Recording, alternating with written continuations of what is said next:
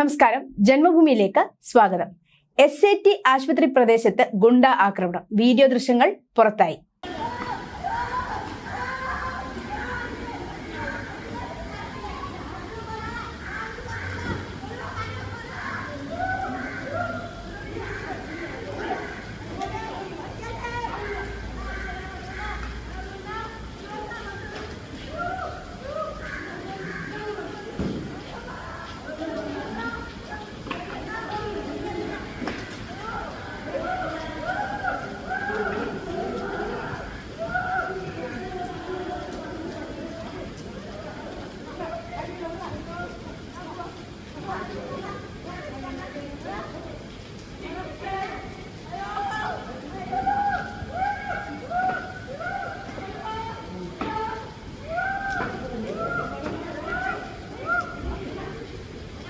ആക്രമണത്തിൽ ഗുരുതര പരിക്കേറ്റ വിളപ്പിൽശാല സ്വദേശി അനന്തുവിനെ മെഡിക്കൽ കോളേജ് ആശുപത്രിയിൽ തീവ്ര പരിചരണ വിഭാഗത്തിൽ പ്രവേശിപ്പിച്ചു.